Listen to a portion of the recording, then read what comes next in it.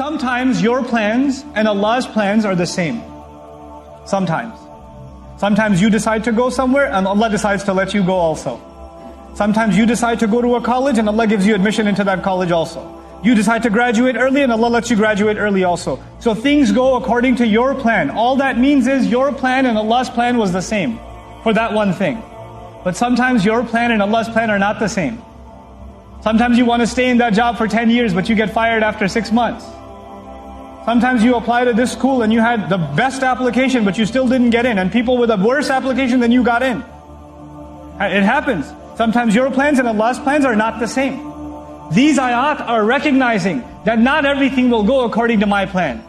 I will still have to make a plan. I will still have to put in the effort. But at the end of the day, it is Allah who will decide whether this plan will come through or not. This is وَذْكُرْ رَبَّكَ إِذَا نَسِيتَ. But then the most powerful part of this ayah that I wanted to spend extra time on, because this is really one of the most beautiful lessons in the entire Qur'an, in my opinion. If the Muslim understands this, their life becomes easy.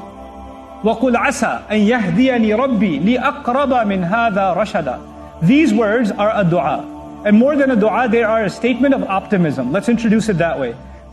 You're thinking about the future just because of the use of the word asa, which is harf al-taraji in the Arabic language, a word or a fi'l al-taraji, a verb used to express hope. Allah is teaching us in this ayah that the Muslim has to have hope in the future. My iman in the Qur'an makes me optimistic about the future. I don't care what the news says. I don't care what happened yesterday and the day before and the day before and the day before. I will not be among those Muslims who sit on a table and say the situation of the ummah keeps getting worse and worse and worse. Oh my God, things are only going to get much, much more terrible. And there's another tragedy coming, I guarantee you. Watch what happens. Oh, you think 9/11 was bad because it's the anniversary, right? You think 9/11 was bad? Oh my God, that was nothing. Watch what happens to the ummah now, and then watch what happens now. This attitude is directly against the ayah of this book. Just in the word asa. You're supposed to be full of optimism and hope that Allah will make things better for you, for the people around you, for humanity. You're supposed to have that attitude. And then he says that what should you say about your own future? Asa an yahdiyani rabbi. Perhaps my master will guide me.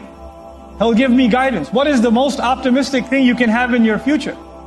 Everybody wants a better job, or better financial situation, or a better family situation, a better health situation. We want all of these things, but you know what? The most fundamental thing you and I need, more essential than the oxygen that we're breathing, is Allah's guidance. So once you have that, everything else will work out. When you don't have that, you can have everything else and you have nothing.